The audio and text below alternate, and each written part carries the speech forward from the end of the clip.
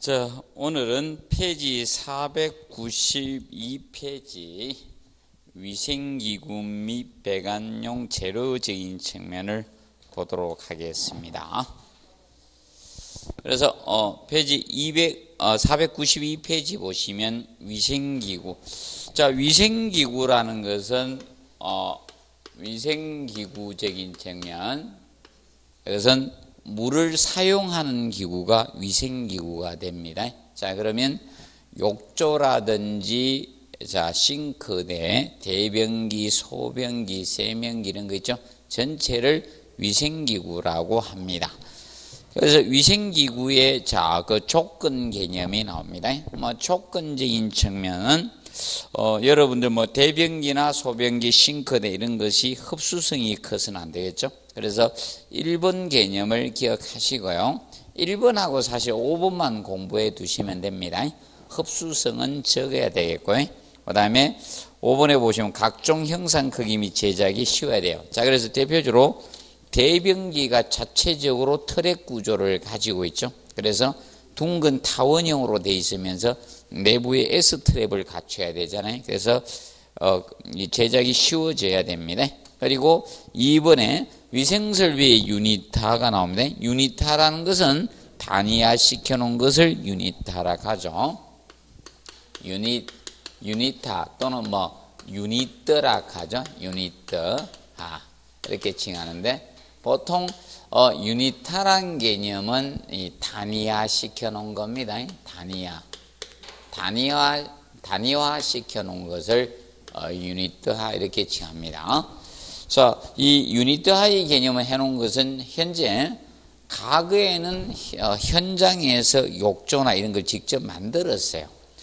욕조가 옛날은 도기 제품을 썼거든요. 현장에서 옆에 벽에 벽돌로 쌓아가지고 방수하면서 실제로 욕조를 만들었었습니다. 자, 근데 최근에 욕조는 어떻게? 공장 제품을 갖다가 어떻게?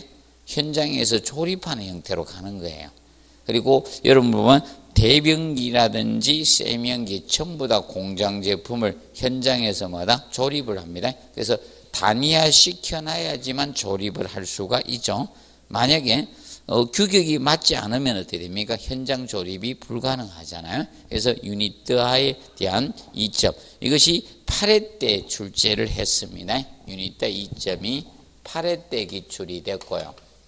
이점 개념이. 근데 모두 정답이 되었습니다. 그래서 혹시 지문정도 언급이 될 수는 있다라고 보시면 되겠고요. 자, 그러면 유니트 하게 되면 그 밑에 별표해놓은 거 있죠? 획일적이고 각 개인의 요구 조건을 충분히 만족시킬 수는 없는 단점이 있습니다. 이점이라는 것은 장점이죠? 장점 개념이고 단점 개념을 조금 정리를 해 놓으십시오. 그 다음에 유니트의 조건이 7회 때 기출이 되었습니다. 그런데 유니트의 조건에서 낼 수 있는 것은 자, 두 가지적인 측면이거든요. 4번하고 5번 밖에 낼 게 없습니다. 1, 2, 3번 당연한 거잖아요. 그래서 가볍고 운반 용이하고 현장 조립 용이하고 가격 저렴하고 있죠. 이건 당연히 기본이잖아요. 그래서 4번 가지고 기출을 했어요. 4번 가지고 7회 때 기출을 했어요. 7회 때. 그러면 4번 가지고 나왔으니까 이제 5번의 출제가 될 수 있는 파트다. 5번. 그래서 자, 배관이 방수비를 통과하지 않고 바닥 위에서 처리가 가능해야 된다. 다른 거 아니에요. 이 개념을 의미하고 있습니다. 자, 과거에는 어떻게 됐는가 하면 세면기가 이렇게 됐어요. 세면기든 대변기든 바닥 트랩이든 욕조든 각각 하나씩 바닥을 뚫고 내려갔어요. 그럼 바닥을 다 간통해 내려가다 보니까 어떻게 됩니까? 아래층 위층 간에 누수가 생기면 분쟁의 요소가 되죠. 그래서 여러분들 대표적으로 세면기를 보시면 이렇게 되어 있잖아요. 세면기를 보시면 바닥을 뚫고 내려가지 않게 해서 P트랩 써서 벽으로 이렇게 가잖아요. 이 트랩이 있으면 벽 속에 수직관이 이렇게 있는 거예요. 그러면 바닥을 뚫고 내려갈 필요가 없잖아요. 벽 속에 이 수직관을 해놨기 때문에 자, 방수부위를 통과해서 뚫고 내려갈 필요가 없죠. 그래서 바닥 위에서 처리가 가능해야 된다. 그 점을 우리가 알아두시면 되겠습니다. 그리고 대변기에서 세정급수 방식. 자, 세정급수 방식은 자, 대변기의 세정수를 어떻게 공급해 주냐. 세정급수 방식에 따라서 네 가지로 나누어지고 있습니다. 네 가지 개념이 있는데 옛날에 어떻게 냈었는가 하면 전자밸브 이렇게 해서 시험을 냈었습니다. 자, 그래서 하이탱크식이 있고 하이탱크, 물탱크가 높게 설치된 하이탱크 있고 로탱크식이 있고요. 로탱크식. 그리고 자, 이 세정밸브, 밸브는 세정밸브식이 있습니다. 세정밸브. 그래서 이 세정밸브를 우리가 플러시 밸브라고 합니다. 한번 누르면 일정량의 물이 나오고 단수되는 밸브, 플러시 밸브가 있고, 네 번째로 기압 탱크에서 자, 이 네 가지 방식이 있습니다. 자, 그래서 가장 중요한 것은 얘입니다. 세정 밸브예요. 다른 밸브 없습니다. 전자 밸브식 이렇게가 출제를 했다가 나중에 전자 밸브, 소레네이드 밸브 도시기호가 시험에 나왔습니다. 그래서 이제 이 세정 밸브식, 자, 이 네 가지 방법이 있습니다. 그래서 하이탱크식은 여러분들 그게 그림에 보다시피죠. 물탱크가 높게 설치되어 있다 해서 무슨 탱크? 하이탱크입니다. 하이탱크. 그리고 로탱크식이 보통 요렇게 쓰거나 그냥 로로, 원래는 발음상은 그냥 길게 안 빼고 그냥 로 개념으로 쓰면 되는데 일반적 교수님 요렇게 많이 씁니다. 로탱크. 그래서 이 로탱크식은 알아두실 것이, 자, 얘들 하이탱크나 로탱크 이 두 가지는 세정 탱크를 갖다가 설치해서 공급하는 거죠. 그래서 이거는 연속 사용은 돼요, 안 돼요? 안 됩니다. 얘들은 연속 사용은 안 됩니다. 그래서 물이 어느 정도 받아질 때까지 어떻게 기다려 주셔야 됩니다. 연속 사용은 안 되고요. 그 다음에 이 하이탱크나 로탱크는 우리가 이 로탱크식은 자, 소음이 가장 적습니다. 소음이 적은 변기가 로탱크식입니다. 그리고 고장시 수리가 타방식에 비해서 용이합니다. 타방식보다 쉬워요. 고장시 수리가 타방식보다 용이합니다. 용이한 것이 로탱크식 개념이 됩니다. 그래서 간단히 알아두시고요. 그 다음에 자, 세정 밸브식 있죠? 이 세정 밸브식이 가장 중요하다라고 보시면 된다. 그래서 이제 세정 밸브식은 거기 사진에 보다시피 자, 이 급수관을 바로 이 밸브로 직접 공급을 해주는 게 무슨 밸브? 세정 밸브식입니다. 얘는 물탱크를 설치를 안 해요. 그래서 얘는 세정 탱크가 있다 없다? 없어요. 예, 세정 탱크를 설치를 안 하는 겁니다.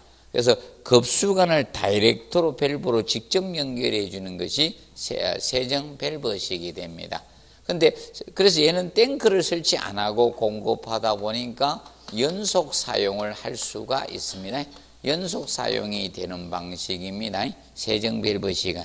자, 그런데 세정 밸브식은 탱크를 설치하지 않고 다이렉트로 공급하다 보니까 이 세정 밸브식의 경우는 우리가 알아두실 것이, 이 세정 밸브식은 급수 간격이 어떻게 커야 돼요. 그래서 얘는 급수 간격을 정리해 놓으셔야 돼. 25mm여야 됩니다.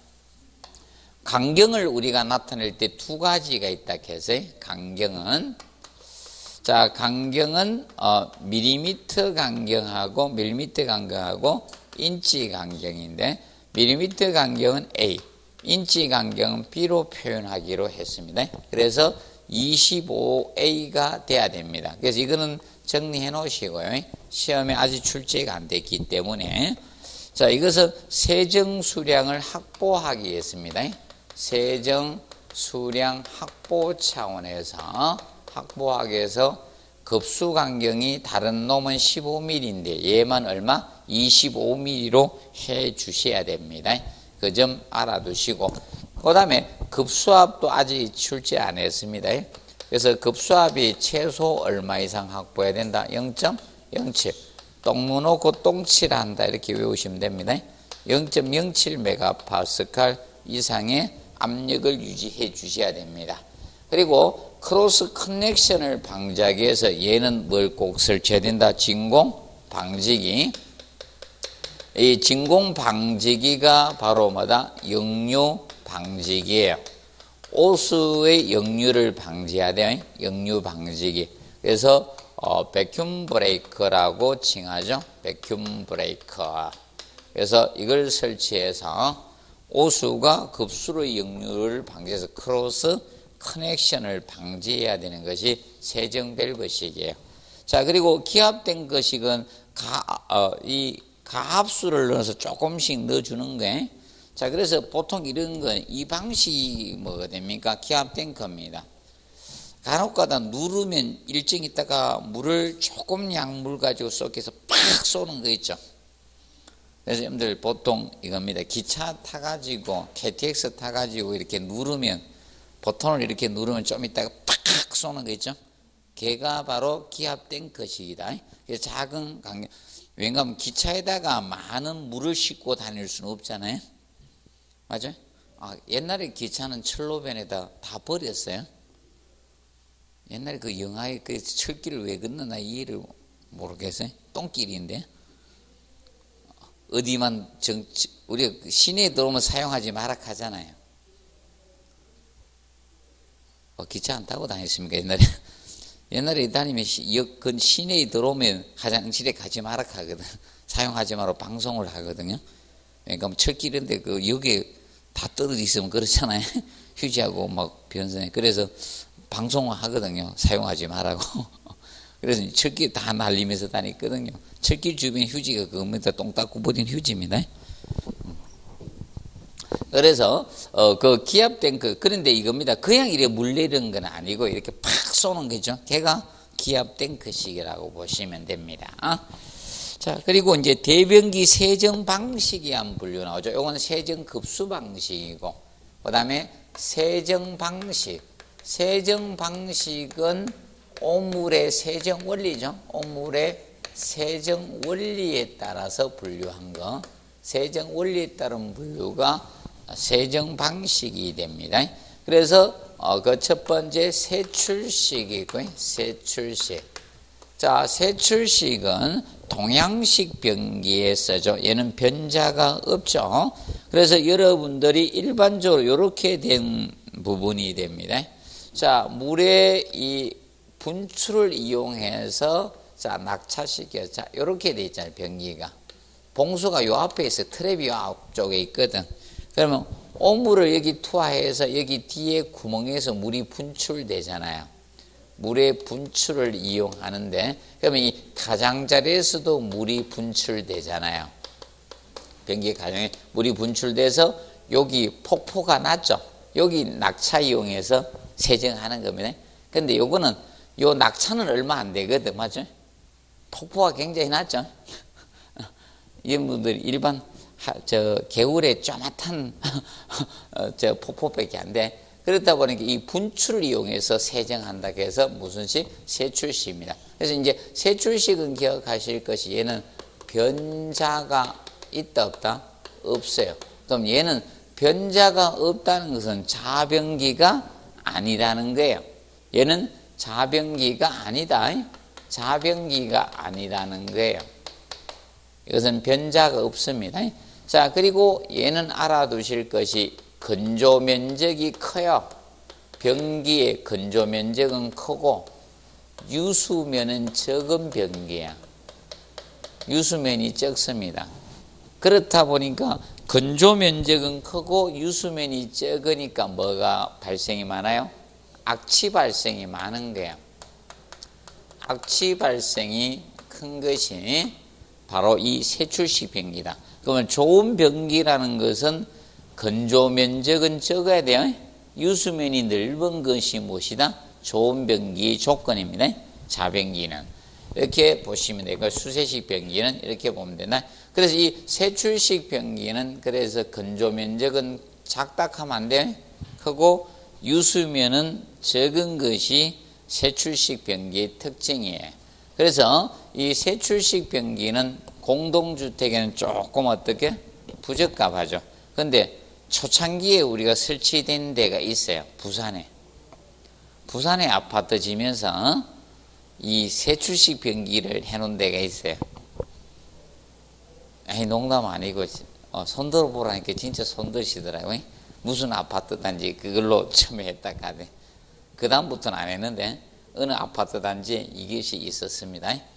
기억을 해두시고 이것이 자 됩니다. 그렇다 보니까 물의 낙차가 얼마 안 되다 보니까 봉수 깊이를 깊게 할 수가 없어요. 봉수 깊이는 깊게 하면 안 내려가요. 그래서 50mm로 해야 돼요. 자, 얘는 세정 능력이 그렇게 좋은 게 아니에요. 그래서 봉수 깊이를 깊게 할 수가 없는 겁니다. 기억하시고, 그 다음에 두 번째 무슨 식이 있습니까? 세락식. 근데 세정을 하는데 얘는 물의 분출 주작용이고 얘는 물의 낙차입니다. 자, 세락식부터는 변자겠죠? 자변기인데. 자, 이겁니다. 여기 봉수가 요것도 유수면이 그렇게 많은 건 아니에요. 그러면 여기 2번서부터는 자변기예요. 2번에서 6번까지는 다 자변기예요. 여기부터는 자변기에 해당이 됩니다. 변자가 있어요. 누구만 변자가 없다?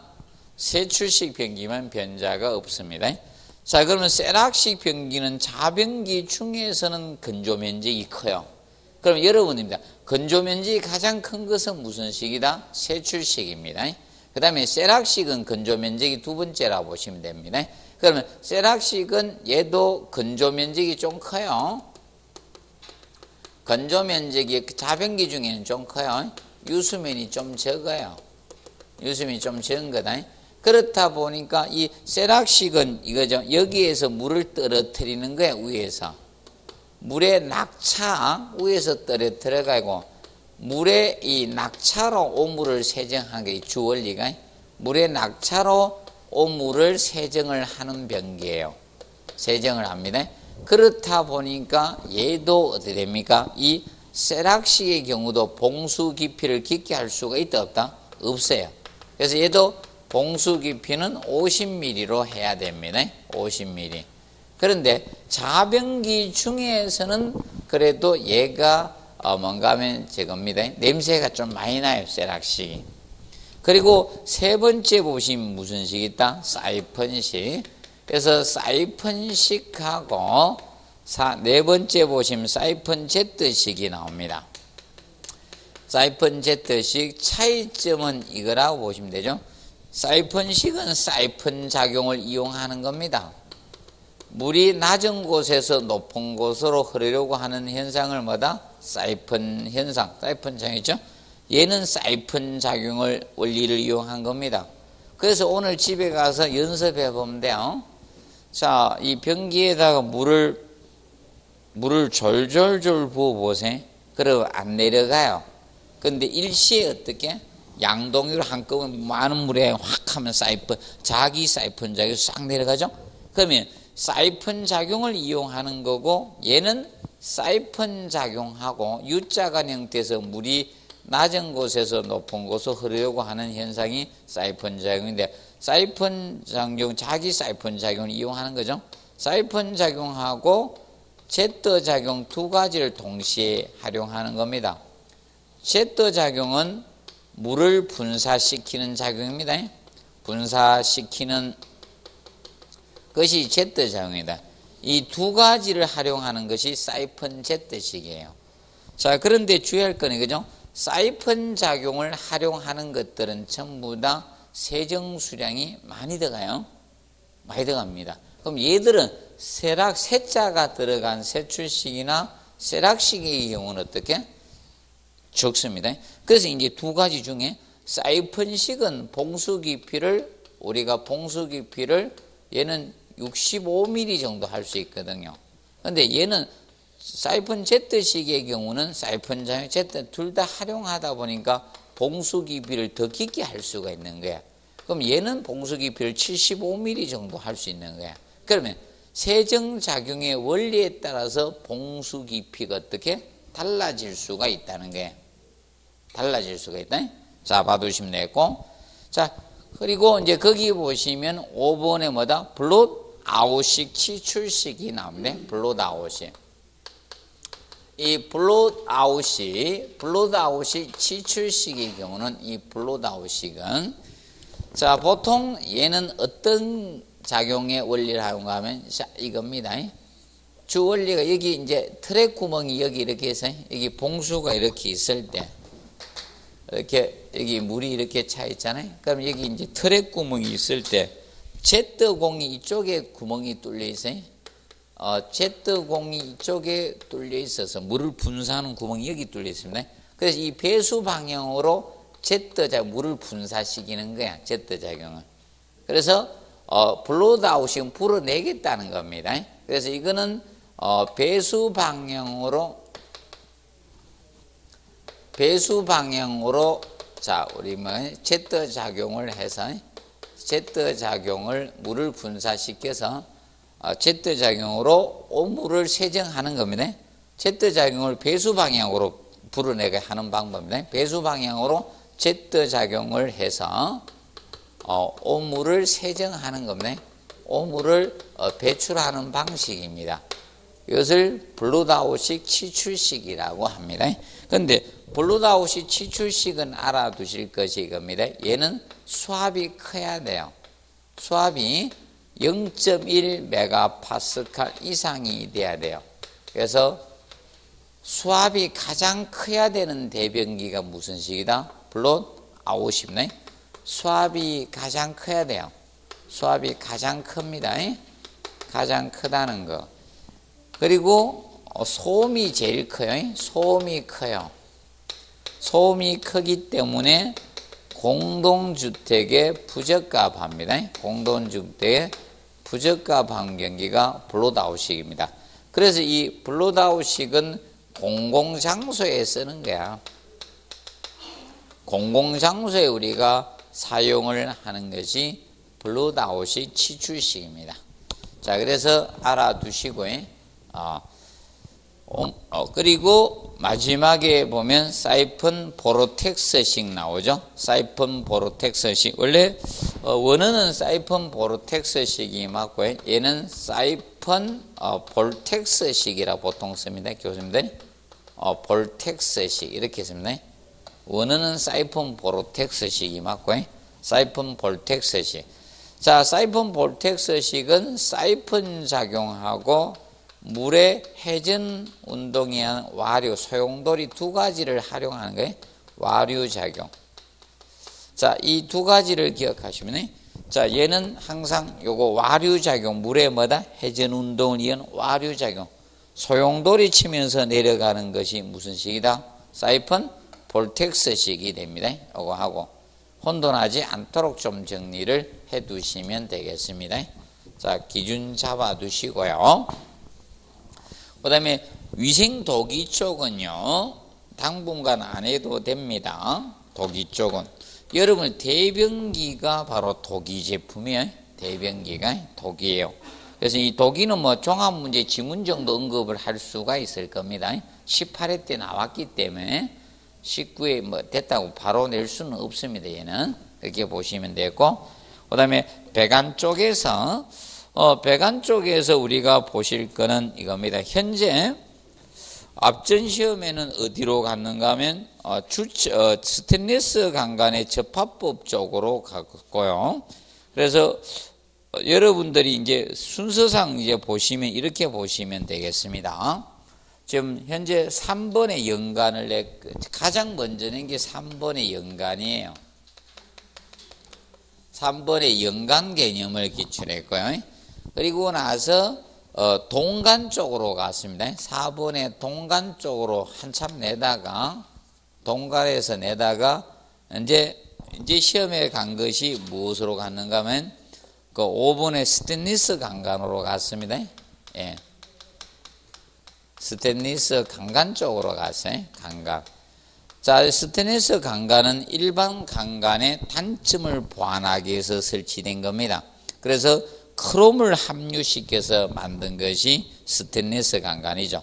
그러면 이제 스테인리스 강간은 특징이 뭐냐? 일반 강간보다 자, 이런 내식성이나 내구성 이것이 다 어떻게 우수합니다. 내식성이나 내구성이 우수하죠. 좋아진 겁니다. 강간보다 내식성이나 내구성이 우수해졌습니다. 자, 그리고 강간에 비해서 강도도 어떻게 커요? 강간보다 기계적 강도도 커요. 이 스테인리스 강간이 굉장히 강도가 커집니다. 특성 알아두시고. 그리고 이겁니다. 자, 적은 단면으로도 큰 하중을 받을 수 있죠. 맞죠? 적은 단면으로 큰 하중을 받을 수 있기 때문에 전체적인 무게에 비해서 얘가 어떻게 강간보다 가벼워져요. 경량이 돼요. 강간보다 무게가 경량이 됩니다. 중량이 경량이에요. 주로 경량을 시킬 수, 경량화할 수가 있는 특성을 가지고 있는 것이 스테인리스 강간이라고 보시면 되겠습니다. 그래서 그 측면에 대해서 조금 정리를 해 두시기 바랍니다. 그리고 동간에서는 우리가 이 정도 기억하시고, 자, 동간은 K타입하고, 자, 뭐 단에서 동간은 K타입하고 L타입, M타입 세 가지 타입이 있습니다. M타입 세 가지 타입이 있는데, 자, 보통 간의 두께는 이겁니다. K타입일수록 두께가 두껍습니다. 두께가 K타입일수록 두께가 두껍게 된다는 측면 여러분들이 알아두시고요. 그 다음에 앞으로 그래서 두 가지를 집중해서 공부하십시오. 스테인리스 강간하고요. 5번하고 6번에 보시면 뭐가 나옵니까? 경질 염화 비닐간 나옵니다. 자, 경질 염화 비닐간 PVC간, 염화 비닐간. 자, 여기에 대해서 공부하시면 되겠습니다. 지금 현재 여러분들 이겁니다. 아파트에 많이 사용되는 간 쪽으로 현재 출제를 하고 있습니다. 그래서 경질 염화 비닐 PVC간에 대해서 공부를 해 두십시오. 자, 그래서 이제 뭐 특징 나오죠. 가격이 싸고 가볍죠. 마찰 손실을 적고 내산성이고 내알칼리성이죠. 전기 절연성 크죠. 근데 이제 단점이 이거죠. 디귿입니다. 열팽창률이 크고 충격에 약해요. 충격에. 자, 그래서 특히 어느 때입니까? 겨울철 같은데. 겨울철 같은데 추울 때 어떻게 됩니까? 충격감에 쉽게 파손되는 특징이 있죠. 그것이 자, 이 경질 염화 비닐간의 특성입니다. 그리고 접합공법은 냉각공법과 열강공법이 있는데, 스테인리스 강간 접합법 내면서 바로 이 냉각공법의 영어 철자가 실제 시험에 나왔었습니다. 그래서 그래서 이제 경질 염화 비닐간 쪽을 좀 봐두시면 됩니다. 자, 그리고 4번에 배관이염류 나오죠. 배관이염류. 배관이염류 부분이 작년에 이제 문제의 지문에 살짝 언급이 되었죠. 그래서 이 배관이염류 조금 한번 봐두세요. 배관이염류적인 측면. 그래서 배관이염류는 먼저 배관을 힐 때는 엘보나 밴드를 쓰고요. 분기관을 낼 때 T나 크로스 Y를 씁니다. 그리고 직관 접합 시 니플이나 커플링, 유니온 플렌지, 특히 프렌지염에 대해서는 잘 해놓으세요. 프렌지. 자, 프렌지염은 이거는 잘 해놓으시고요.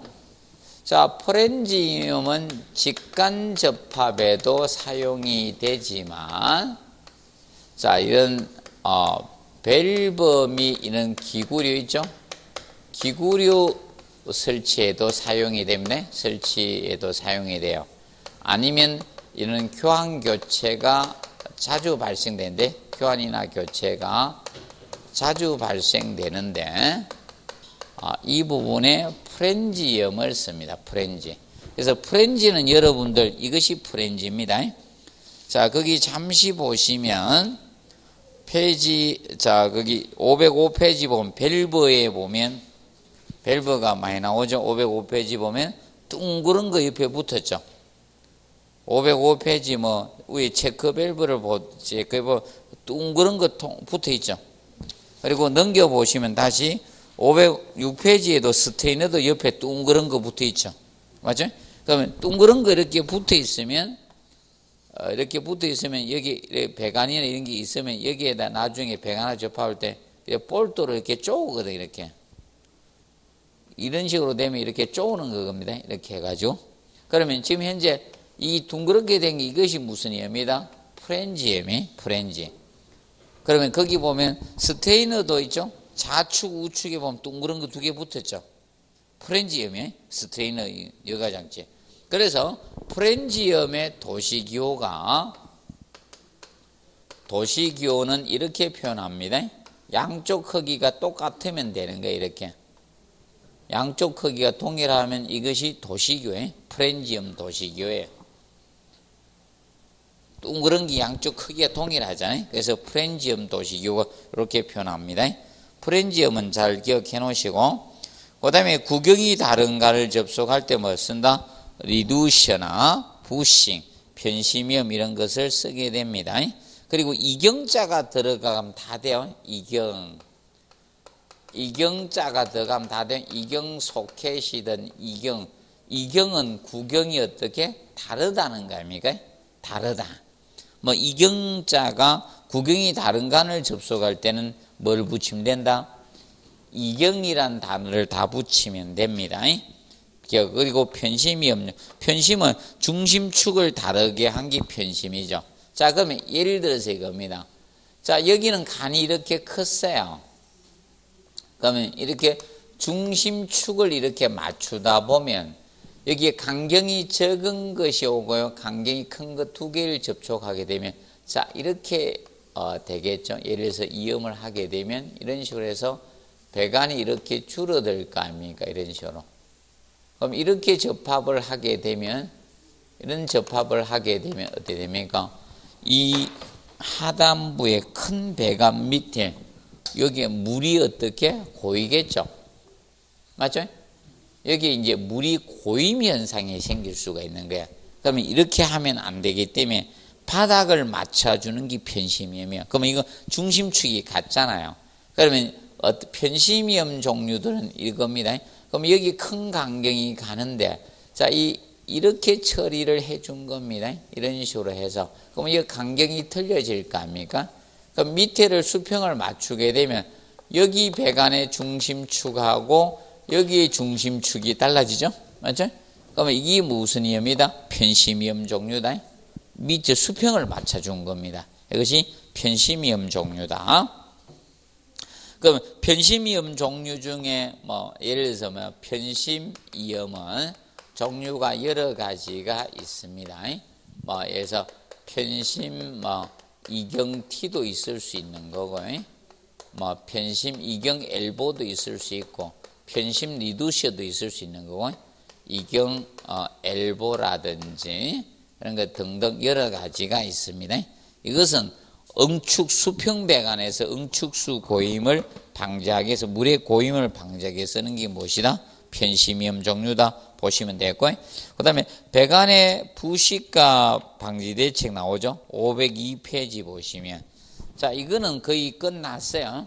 배관의 부식과 관련된 것은 시험에 다 끝나고 2차 시험에 정도 낼 수 있다라고 보시면 됩니다.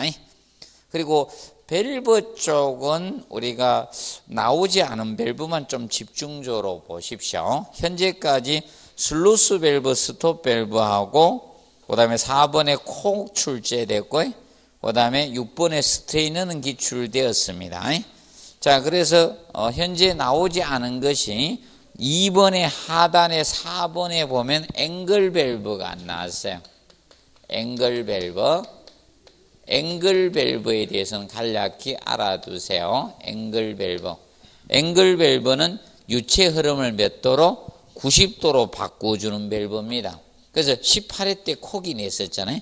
그래서 505페이지 보면 콕 나오잖아요. 콕은, 자, 콕 잠깐 봅니다. 505페이지 보시면 콕은 우리가 이거 회전시켜서 90도 회전시켜서 전개 내지 전폐하는 거, 가스 콕 생각나죠?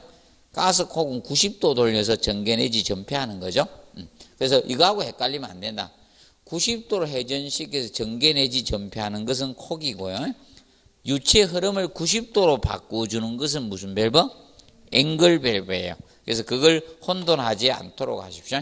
그래서 앵글 밸브는 유체 흐름을 90도로 바꿔주기 때문에 대표 소하전 밸브나 방열기 밸브들이 바로 앵글 밸브에 속합니다. 간단히 알아두시고, 그 다음에 504페이지 체크 밸브가 아직 시험에 안 나왔어요. 체크 밸브. 체크 밸브는 역류 방지용 밸브입니다. 역류 방지용 밸브. 그래서 줄여서 역지 밸브라고 하죠. 역류 방지용 밸브에서 역지 밸브. 반대 방향으로 못 흐르게 하는 밸브를 무슨 밸브? 체크 밸브라고 합니다. 체크 밸브. 그래서 기억을 해 놓으시고, 그래서 체크 밸브는 일반 밸브하고 차이점이 이거예요. 일반 밸브는 슬루스 밸브 있죠. 일반 슬루스 밸브는 이렇게 표현하거든. 자, 여기 프렌지가, 밸브는 다 프렌지엄이니까 프렌지를 기본으로 그립니다. 이렇게 그려서 물의 흐름을 표시하거든. 그럼 이쪽 방향으로도 갈 수 있고 반대로도 흐를 수 있으면 이렇게 표현한 거야, 밸브가. 자, 그런데 체크 밸브, 이 체크 밸브는 역류 방지용 밸브니까요. 자, 이 상태에서 일반 밸브 상태에서 이렇게 해준 겁니다. 물의 흐름이 뭐다? 한 방향으로만 간 거예요. 이렇게. 그럼 반대 방향 못 흐른다 해서 무슨 밸브? 체크 밸브입니다. 역류 방지용 밸브.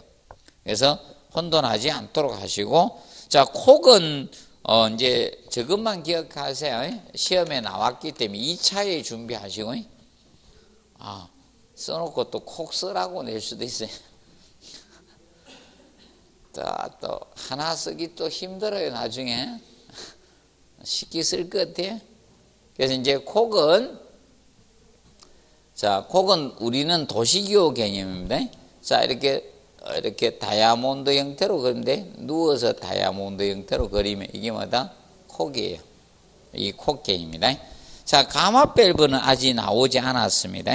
쉽게 이겁니다. 고압의 전기를 직접 우리가 라제타 방열기에다 공급하면 위험하죠. 그래서 이제 저압으로 줄여주거나, 아니면 이겁니다. 고층 건물에서 고가 탱크만 이용해서 급수하게 되면 저층에 뭐다? 수압이 가대해지죠. 그래서 압력을 뭐다? 줄여주는 용도, 그런 용도 쓰는 것이 무슨 밸브? 가마 밸브입니다. 자, 그리고 6번 스트레이너도 기출되었습니다. 스트레이너는 그래서 도시기호만 알아두시면 됩니다. 그래서 우리가 배관 도중에 이런 모래라든지 세부석이 이런 게 있으면 막히게 되죠. 그래서 이걸 갖다가 여각이 역할을 하는 것이 무엇이다? 스트레이너입니다. 침전을 하는. 그래서 이 스트레이너는 그래서 도시기호 개념 알아두시면 된다. 도시기호는 이렇게 표현하면 됩니다. 그럼 얘도 동일하게 이렇게 표현되는 거죠. 다 프렌지엄이니까 기본이 이걸로 가요.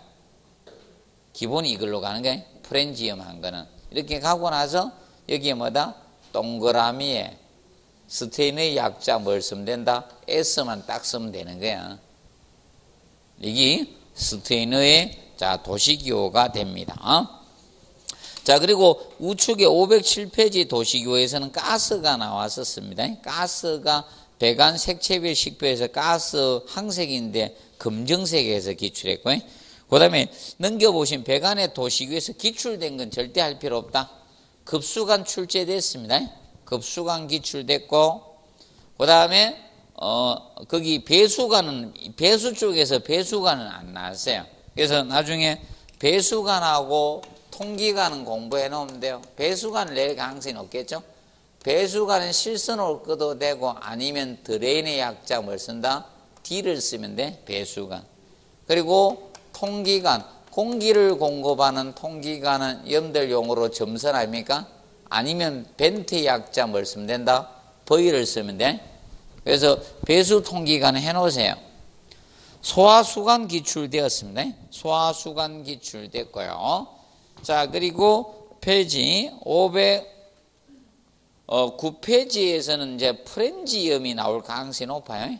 프렌지엄은 어떻게 표현한다 해서 아까 프렌지는 프렌지엄은 여기서 해주죠. 프렌지엄. 자, 그거 기억을 해 놓으시고요. 자, 그 다음에 이제 넘겨서 밸브 곧 계기로 도시교 나오죠. 밸브에서 유일하게 나온 것이 저겁니다. 자, 전자 밸브가 나왔습니다. 소로네이드 밸브의 약자를 따서 냈죠. 자, 그래서 전자식 밸브는 소로네이드 밸브죠. 기본이 이거잖아요. 자, 프렌지엄 상태에서 우리가 이렇게 밸브를 표현하는데 나중에 특수 밸브들은 기호를 빼가 쓰는 겁니다. 영문철자를 쓰는 거예요.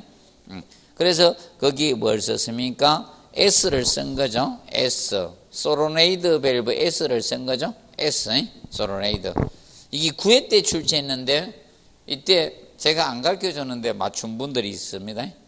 전문가들은 맞췄고 배우면 그런데 아닌 분들은 이렇게 맞춘 분이 대표적으로 있습니다. 전자하니까 삼성전자만 생각나가지고 삼성전자 로고를 썼답니다. 뭐 하여튼 이래저래 전에 맞춰서 소장님 하면 되지만. 자, 그리고 앞전에 이제 거기 봐요. 계기류에서 제가 알아둬야 되죠. 계기류에서 서모스탯이 급탕에서 냈잖아요. 온도 조절. 서모스탯 있죠? 도시기호 알아두세요. 네모 박스 T예요. T. 그래서 그 4번의 스트레인하고 얘들은 시험에 나왔던 놈들은 잘 봐두셔야 돼요. 자, 그거 알아두시고요. 그 다음에, 그거 이제 정리를 해 놓으시기 바랍니다. 자, 그리고 넘어가서 514페이지 보면 난방 및 한기설비 보도록 합니다. 난방 및 한기설비에서. 자, 516페이지 제2절 난방 방식 있죠? 이게 제일 중요합니다. 몰라 언제까지 중요하게 계속 낼지는 모르겠는데 계속 내요. 자, 난방 방식 봅니다. 난방 방식. 자, 난방 방식은 자, 기억하실 것이 원래 시험이 이 난방 방식하고 급수 방식 있죠? 여기는 진짜 잘 냅니다. 급수 방식하고 난방 방식 기본 아닙니까? 자, 그리고 최근에 난방이 주도권을 지었습니다. 난방이 주도권을 지어서 제일 많이 내요. 난방이 최고 많이 내면 설비 쪽에서는 제일 많이 나는 데가 난방이에요. 자, 왜 그런가 하면 날씨 추우면 난방 비용 많이 들어가죠.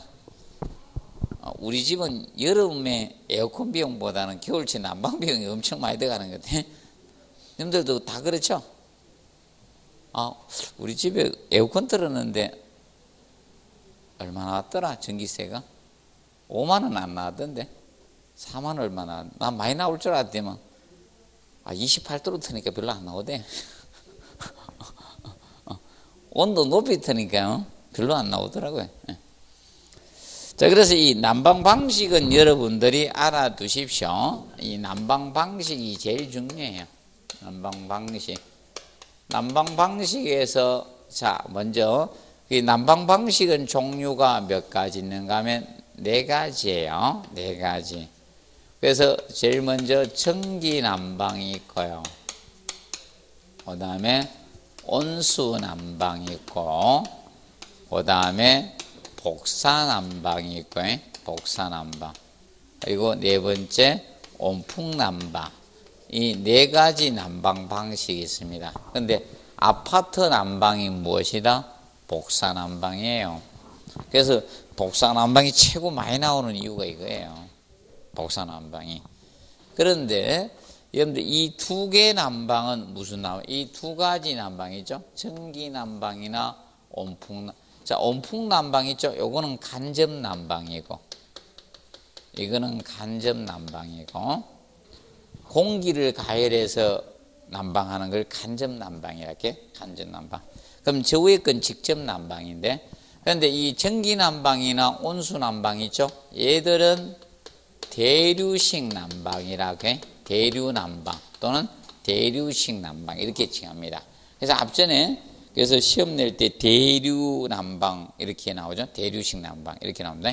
그러면 이 대류식 난방이라는 것은 기본적으로 이것이 대류식 난방이에요. 자, 건축물이 이렇게 있었어요. 여기가 외벽이 있고 이게 창이에요. 유리가 있습니다. 실내가 있으면 여기 내비고. 자, 보통 공기 대류를 이용하겠다는 거예요. 보통 차가운 공기는 바닥 아래 어떻게 깔립니다. 더운 공기는 어떻게 위로 갑니다. 그래서 여러분들 추우면 아랫도리가 춥죠. 맞죠? 밑에가 춥습니까? 위에가 춥습니까? 이 온풍난방하니까 위에는 따뜻한데 맞죠? 밑에가 춥잖아요. 네. 자, 그래서 이 대류식 난방의 원리는 이겁니다. 자, 자, 이게 되면 차가운 공기가 이렇게 밑에 바닥으로 이렇게 하강해요. 그러면 이 차가운 공기가 바닥으로 하강하는 것을 콜드 드래프트라고 해요. 콜드 드래프트 현상이라고 해요. 콜드 드래프트 현상이라고 해요. 그러면 제실자가 뭐다? 추위를 느낄 수밖에 없어. 그러니까 발이 시려우니까 무릎 담요가지고 덮고 이러죠. 그렇기 때문에 여다가 뭘 설치한다? 라제터 방열기를 창문 아래에다 설치하는 게, 이 창문 아래에다가 라제터 방열기를 설치해서 여기 차가운 공기를 데우는 거예요. 그럼 차가운 공기 데워지면 데워진 공기는 어떻게 가벼워지잖아. 그럼 위로 올라가죠. 공기 대류가 생기는 거예요. 이렇게. 그럼 이런 식으로 순환을 하게 하면, 그래서 이 대류가 발생이 될 거 아닙니까? 그럼 공기 대류를 이용한 난방을 무슨 난방? 대류식 난방이라고 해요. 그래서 전기 난방이나 온수 난방이 무슨 난방이다? 대류식 난방이야. 그럼 대류식 난방은 뭘 꼭 설치해야 된다? 라제타, 방열기를 설치를 해야 되는 것이 무슨 난방? 대류식 난방이 되는 거예요. 그래서 516페이지 보면 먼저 무슨 난방이 나온다? 전기 난방이 나오고 온수 난방이 나옵니다. 그러면 전기하고 온수 난방은 대류식 난방으로서 라제타를 꼭 설치를 해야 돼요. 자, 그러면 이 대류식 난방은 공기 대류를 이용하기 때문에, 그러면 이 전기 난방하고 온수 난방의 차이점이 이거예요. 온수 난방의 차이점. 자, 올해는 종합 문제 형태로 갈 가능성이 높고요. 아니면 어떤 장치나 이런 게 시험이 나올 가능성이 있어요. 자, 그러면 앞전에 급탕 쪽에서 장치가 나왔어요. 서모스탯 이렇게 출제를 했고요. 하나 계산 문제 냈고요. 그럼 그것이 아마 이쪽으로 넘어올 가능성이 높아요. 계산 문제하고. 올해는 난방 쪽에서 아마 계산 문제가 나올 가능성이 아니겠나 이렇게 봅니다. 난방 쪽에서. 자, 그러면 전기 난방하고 온수 난방의 차이점은 이거예요. 자, 이 라제타 방열기에다가 둘 다 방열기를 설치를 해요. 둘 다 방열기는 필요한 거예요. 방열기 필요하고, 여기에다가 전기를 공급을 해서 배관으로 전기를 공급을 하는 거예요. 여기는 온수를 공급을 하고, 온수를 공급해서, 자, 이 잡열을 방출하는 것이 무슨 난방? 전기 난방의 잡열. 우리가 잡열은 앞에서 배웠죠? 상태 변화에 출입하는 열을 무슨 열? 잡열입니다. 그래서 잡열을 방출해서 난방을 하는 거예요. 이것이 자, 바로 전기 난방 개념이 되고, 온수 난방은 온도 변화에 출입하는 열, 무슨 열? 현열이죠. 현열을 방출해서 난방을 하는 거예요. 현열을 방출해서 난방하는데, 이때 잡열은 기억을 해 놓으시고, 그러면 보통 100도씨 물에서, 자, 100도씨 전기로 될 때, 그러면 이 물에서 전기로 될 때 이렇게 되거나 반대로 이렇게 될 때 뭐다? 잡열이, 맞죠? 필요합니다. 그러면 보통 물에서 전기로 될 때 잡열을 뺏어가죠? 반대로 열을 방출하고 뭘로 되론다? 물로 되돌아오게 되는 겁니다. 그래서 이 잡열은, 기하 잡열은, 이 잡열은 얼마 되는? 2257kJ 개념이 됩니다. 1kg다. 쉽게 100도씨 물 1kg을 100도씨 전기로 만들 때 약 얼마? 2257kJ라는 열량이 필요하대게. 열량이. 그럼 보통 1kW가 3600kJ이야. 열량으로 따지면. 3600. 그러면 1kW의 전력보다 약간 적은 전력이 들어간다, 이게? 정발시킬 때. 자, 이것이 이제 알아두시고. 그러면 잠열이 운반하고. 근데 이거는 현열은 온도 차이밖에 안 되잖아. 그럼 예를 들어서 그냥 공급할 때 온도가 80도씨로 공급이 됐다 가정하자. 공급 온도가. 그러면 되돌아갈 때 70도씨로 되돌아가면 꼭 10도 차이만큼 열을 방출밖에 못하죠. 맞죠? 그러면 누가 열의 운반 능력은 좋을 수밖에 없습니까? 잠열이 좋죠. 그래서 열의 운반 능력은 얘가 좋은 거야. 열의 운반 능력은 얘가 좋습니다. 전기가 좋은 거예요. 두 가지를 비교해서 열의 운반 능력은 얘가 떨어지는 거예요. 얘가 떨어집니다.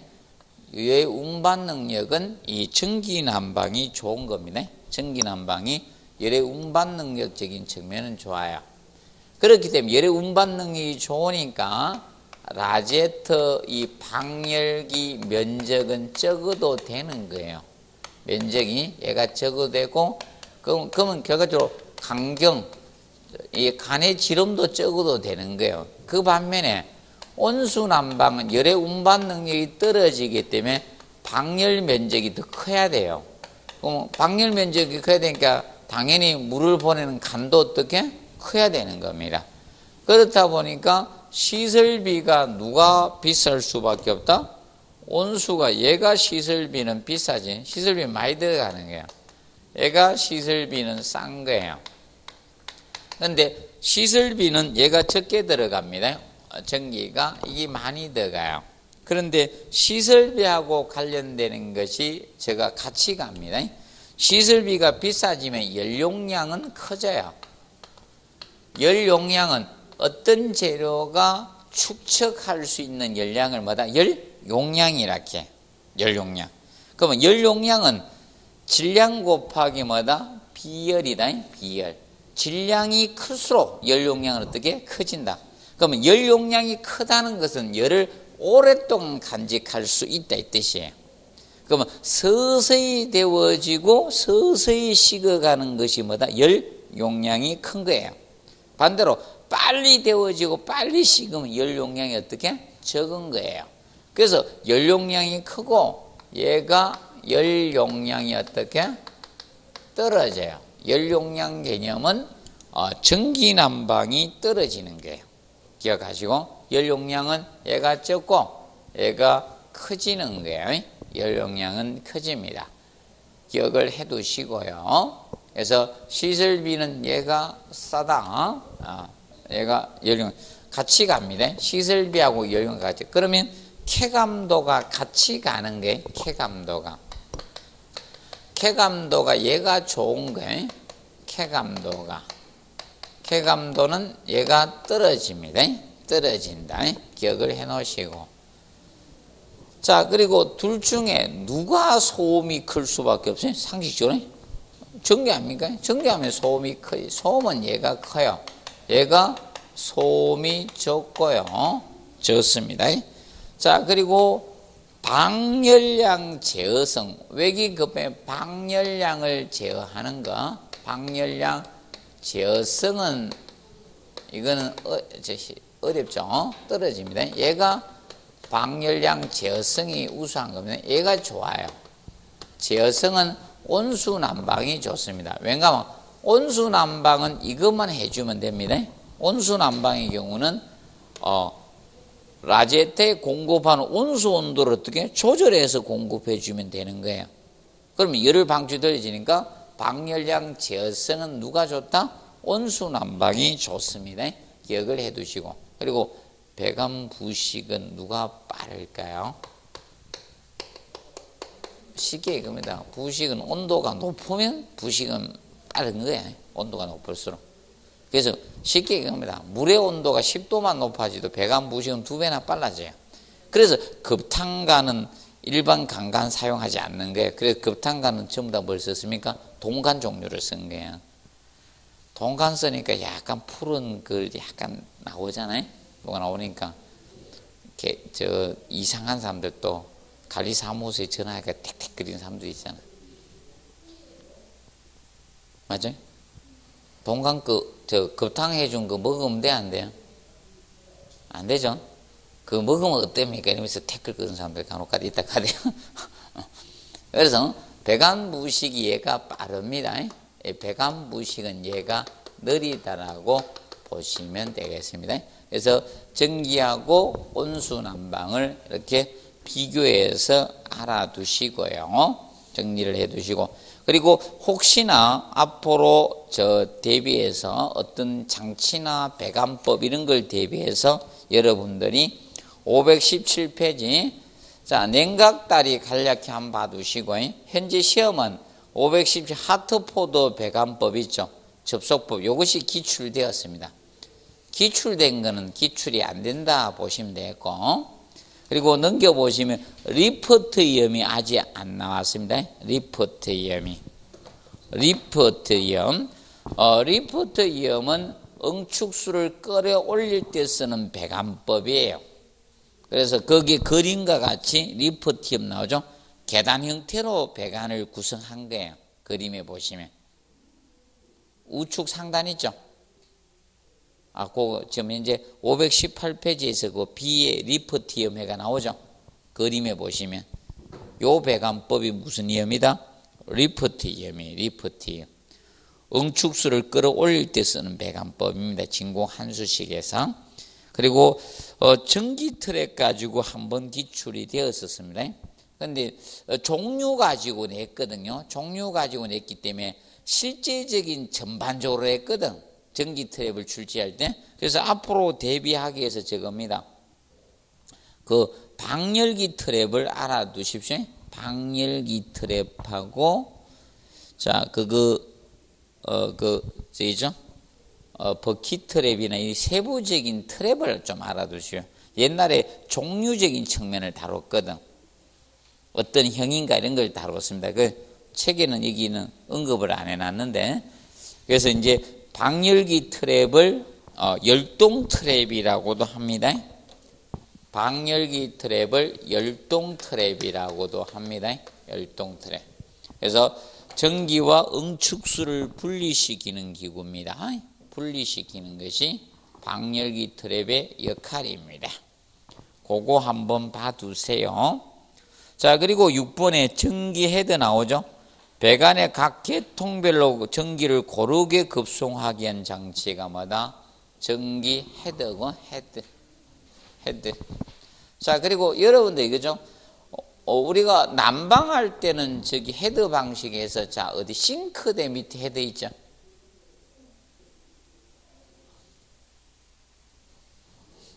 싱크대 밑에 보면 있죠. 저희 아파트 이거 전체적으로 바꿨는데 제가 하면서 보일러 이제 개별식 난방을 하면서 개별 보일러 설치하면서 이거 바꿨는데 좋은 업체가 부도 나가지고 지금 새로운 안 그래도 저희 와이프가 보기에도 이래 돼요. 색이 더 이상하야 이래. 옛날 게 더 좋은 거 같네 이래. 색으로 교체를 해놨는데 영 불안하대. 분배기가. 그래서 헤드 공급 방식을 하면 좋은 점이 있거든요. 급수나 이런 급탕을 전부 다 헤드 공급 방식으로 해버리면 헤드를 공급하면요. 여러분 보통 급수는 헤드 그걸로 잘 안 한 경우가 많거든. 그럼 어디 물을 쓰면 확 수압이 확 줄어버려. 유량이 팍 줄죠. 그런데 헤드 공급 방식으로 해버리면 어떻게 되는가? 골고루 분포하기 때문에 유량이 일정해요. 거기 변화가 잘 없는 특성을 가질 수 있는 겁니다. 자, 그리고 온수난방 있죠? 온수난방에서는 자, 저거에 대해서 정리해 두시면 돼요. 페이지 522페이지 보면, 그래서 작년에 팽창탱크 언급회가 약간 나왔었죠. 자, 팽창탱크가 뭐 된다? 안전장치죠. 물의 팽창과 이상압력을 흡수해 주는 뭐다? 안전장치예요. 얘가 안전장치죠. 안전장치에 해당이 됩니다. 근데 개방식 팽창 탱크하고 밀폐식 팽창 탱크가 있어요. 개방식 팽창 탱크는 무엇인가 하면 이거죠. 보통 온수 난방을 쓸 땐 개방식 팽창 탱크를 쓰고, 자, 그래서 지역 난방이나 고온수 난방에는 뭐다? 밀폐식 팽창 탱크를 씁니다. 자, 왜 그런가 하면 고온수는요, 고온수라는 것은 얼마 이상을 100도씨 이상 온수를 고온수라고 해요. 100도씨 이상 온수를 고온수라고 합니다. 그러면 고온수를 만들기 위해서는 어떻게 됩니까? 압력을 가해야 돼요. 물의 끓는 점을 높이는 방법이 있죠. 여러 가지가 있는데 대표적으로 뭐다? 압력을 가하는 게, 혼합물을 만들지 않고서는 어떻게? 압력을 가하는 거예요. 압력을 가해버리면 물의 끓는 점이 어떻게? 높아집니다. 자, 그러면 개방식 팽창 탱크를 쓰면요, 대기압 상태가 될 수밖에 없죠. 그렇게 물의 끓는 점을 높일 수가 없습니다. 그래서 무슨 탱크? 밀폐식 팽창 탱크를 쓰게 되는 겁니다. 지역 난방이나 고온수 난방하면 무엇이다? 밀폐식 팽창 탱크. 자, 그러면 팽창 탱크의 설치 높이 제한은 뭐다? 개방식이 있는, 개방식은 옥상에 설치하는 거예요. 옥상에. 그런데 밀폐식은 지하에 설치해야 됩니다. 그러면 설치 높이 제한이 있는 것은 뭐다? 개방식이에요. 개방식. 개방식이고, 그 다음에 이제 그게 523페이지에서 리턴콕 해놓으세요. 리턴콕. 온수의 유량을 조절하는 밸브에서 온수 방역의 한수, 리턴이 원래 되돌리다는 겁니까? 리턴콕이, 자, 온수 방열기 한수 밸브로 사용하는 게 리턴콕이에요. 그리고 5번에 무슨 거? 역한수 배관 체크하세요. 역한수. 자, 역한수 배관법은 이겁니다. 자, 직접 한수식하고 역한수하고의 차이점은 이거거든. 직접 한수하고, 자, 직접 한수는 이겁니다. 자, 그래서 제가 붉은색으로 지금 공급관을 그리겠습니다. 붉은 선으로 공급관을 그릴게요. 지금 여기 방열기가 이렇게 있다는 거예요. 자, 라제트 방열기가 이렇게 있어요. 방열기 있을 때 공급을 했습니다. 그러면 직접 한수 방식은, 자, 이 한수관을 이렇게 한 거예요.